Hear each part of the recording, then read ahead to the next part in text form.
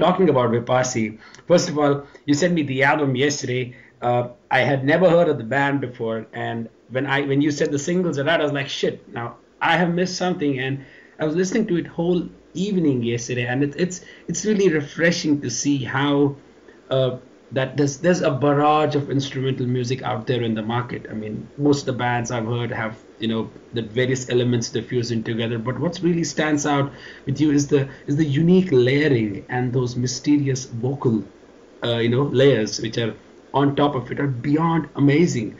How was the songwriting process on this? And I suppose I've heard that it took you guys like almost 7 years to release this, or let's say eventually finish this product.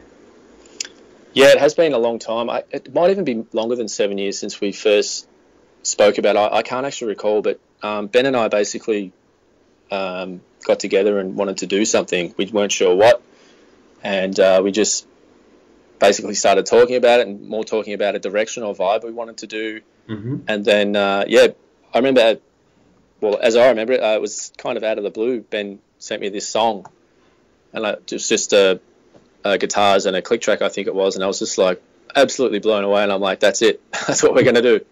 So we basically kept writing on that, and Ben would send me tracks, and I'd write some drums to it. We'd have a jam, and maybe sometimes 6 months at a time, whether it was I'd be on tour or maybe Ben went on tour with his band Hadel More or anything or something like that. We're just busy and we couldn't jam, and then it'd get pushed aside, and then we'd come back to it. And I think that added to the overall end product, because there were such long periods of time where we weren't writing. You progress and mature as a musician. We kind of add things on as the album went on. So yeah, it's quite a different writing experience. One I haven't. The first time I've done something on such a lengthy scale, probably apart from Portal of I suppose, which took many years. Absolutely. But the vocal layers, Chantel did an amazing job. I was actually blown away with what she came up with. When Ben first suggested he wanted to try it, I was, of course, like, maybe, okay, we'll give it a shot. I didn't know what to expect, but yeah, obviously between Ben's vision and Chantel's execution, I was, just blown away. It was really good. Awesome, man. I mean, are you guys planning to take this EP on road with, let's say, some shows in Australia? I'd like to. I really would. I'd like to even just do an Australian tour with another band. It's just a couple of the guys maybe need to be convinced. I'm not sure, but just the timing of and everyone's availability is also a factor too. The material takes quite a lot of preparation, as it's right. It is quite technically challenging. It's definitely the most technically challenging thing I've had to lay down to record. So that's kind of crazy. And if I'm not wrong, is there a fretless bass being played by Brendan on this album? Yeah. Brendan made the really super cool decision to go fretless. He's got a fretless bass, and I think that definitely added a whole nother level to the music in itself, really. Exactly, because I was listening to it and I felt I got the same vibe as like listening to the bass lines of Obscura's bassist Linus. So right. Definitely has got to be the fretless bass, because I have heard Brendan's playing on even Citadel and Portal of I, and it's definitely not the normal bass guitar. Yeah, he uses the 5-string with Neo just in standard tuning, and the fretless stuff is obviously a whole nother world. And Brennan, respect to him, he did a lot of work to be able to get his head around how to apply the fretless bass guitar in this musical context. Cool, man, cool. Now we talk about the technical side of you. Now, OBLIVISCARIS has actually, you guys are known for long pieces. I mean, 7 minutes, 8 minutes, 12-minute pieces, and have a lot of big momentum shifts with some slower parts. And sometimes I've come across people, call your band as the new Opeth, or let's say they like Neo to, let's say, Dream Theater or something, which I'm sure you guys are already aware of. But if you had to kind of, look at the sound and think like, what other band would sound similar to Neo if it exists?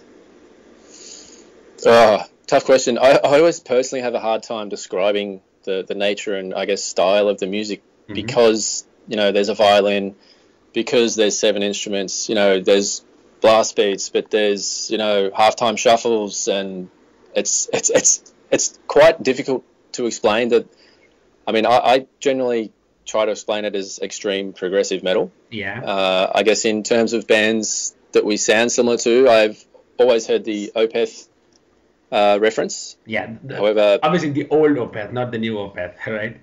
Yeah, definitely. I'd say, yeah, totally. The new stuff's more, I guess, rock orientated, but yeah, definitely the older Opethy vibe.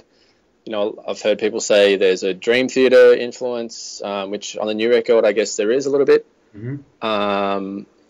Bands like, as we mentioned before, Obscura, right, with the more, you know, technical death metal-y riffs in Pyrrhic, I suppose. Yeah, quite a range of influences, and I guess that comes from everyone's listening background too. Yeah, everyone has completely different influences. Yeah, for sure. Absolutely, and you also do session work. And yesterday it was out that you are playing on Sahil's album. I think, is it one song or two songs? Yeah, right. This stage it's one song. It's a really cool song. I'd love to do more with him if he'd want to. It's really cool. I don't want to reveal too much about it in case he's I'm not sure what his story is there. But yeah. That's just an overview that Dan is playing on one of his songs. So that was like cool.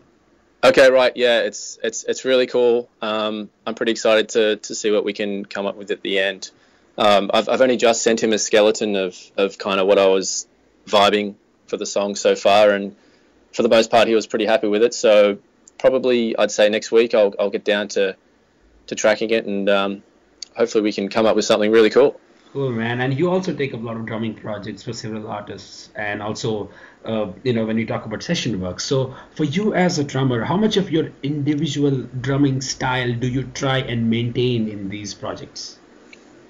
Yeah, right. Well, I basically leave that up to whoever's hiring me to say I'm happy to play their program drums if that's what they'd like, or I'm happy to have, you know, release my full creativity over their music if that's what they'd like to. Right.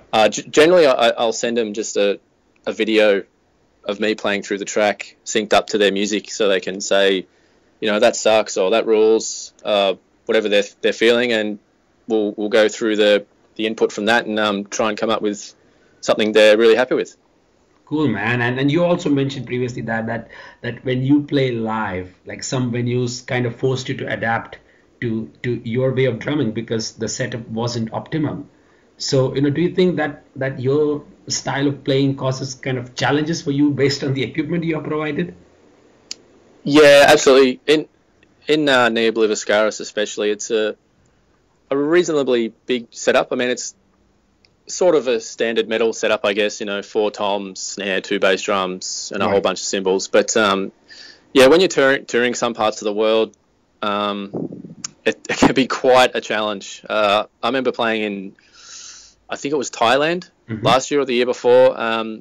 Yeah, went to jump on the kit after all the support bands had finished, and there was a huge hole in the bass drum skin. So I sat down and thought, okay, how do we get around this? Yeah. So we ended up putting a whole lot of gaffer tape all over the bass drum. And we there was such a big deal at the time that we nearly had to use a couch for the bass drum, because I use triggers in the metal stuff, absolutely, obviously. Yeah. So the acoustics doesn't matter, but we actually nearly used a couch. So that would have been quite interesting. Absolutely. And I was about to talk about triggers, because the use of triggers is constantly debated on the internet, and some people even call it as cheating, and some say that it makes you faster, but that isn't true. You know, that's, you know, how have you modeled your double bass playing at high speeds, knowing you won't need to hit very hard?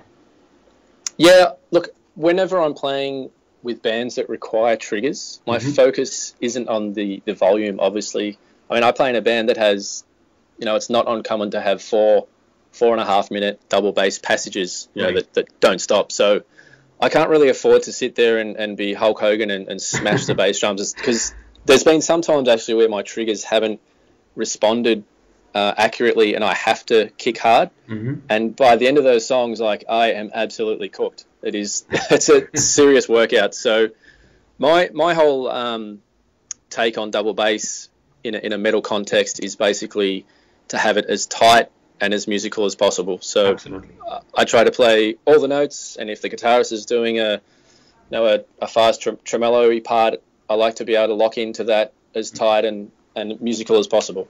Absolutely, man. And you use a lot of the intricate patterns in terms of your drumming, and obviously the new OBLIVISCARIS sound is too diverse, and there's a lot of time shifts as well. But when you talk about live setting for bands not using samples, how do you see the use of click track as a tool to, let's say, keep a band on time, as opposed to, let's say, simply letting the music flow without one? Yeah, that's a great point. I had that debate with myself about 2.5 years ago.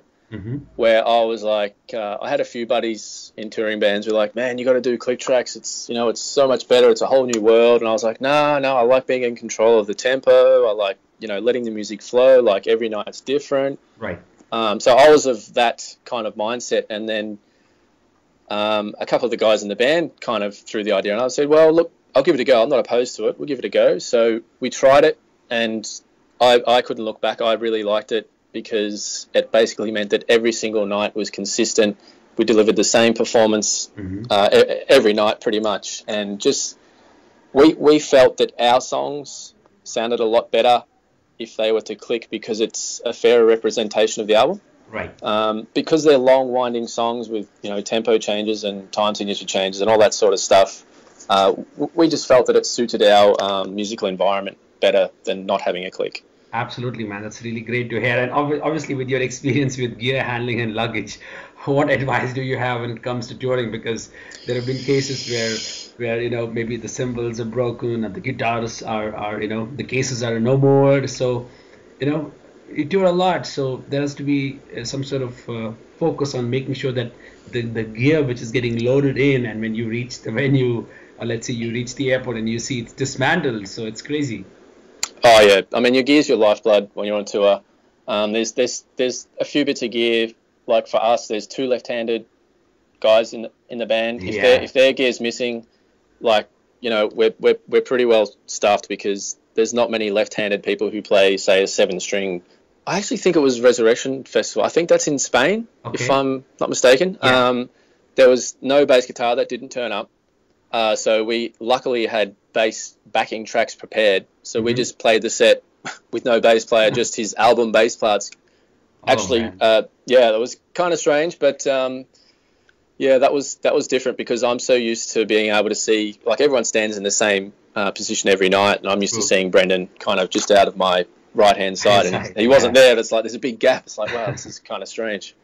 Yeah, but I guess in terms of advice for touring and gear, if you're flying, always get there early. If they say be there in 2 hours, get there with 3 hours to spare. Get your gear into the check-in point as soon as possible.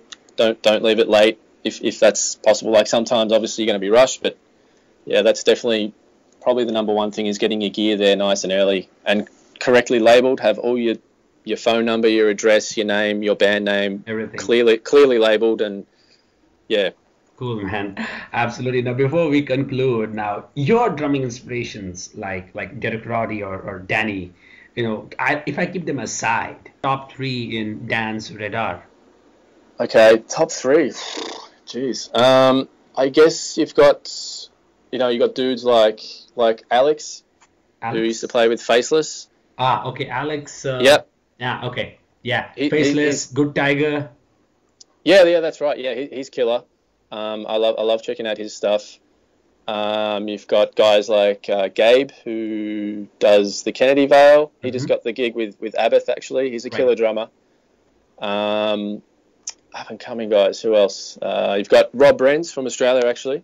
Okay. He's an amazing player. He plays with Hadel Moore, which is Ben from VIPASSI's other band. Okay. He's a killer player. He's one of those guys who's got the education, he's got the chops, and he's got great feel too. I love watching him play. Awesome, man. And if I have to furthermore add it, that do you see yourself as one of these upcoming talents, or as someone prominent in the scene? Don't say no. I guess I've never viewed myself in that way. Like, I basically, I play drums till I'm covered in sweat every day, and that's pretty much how I go about it. I don't really see myself as, that guy or trying to break through a scene or anything. I'm basically just trying to work hard and make my band sound as good as it possibly can for all the people that, pay good money to come and see the band. Absolutely, Dan. Man, thanks a lot. Yeah, beautiful. I look forward to catching you again. Sure, man. Take care of yourself, huh? Bye-bye. Cheers.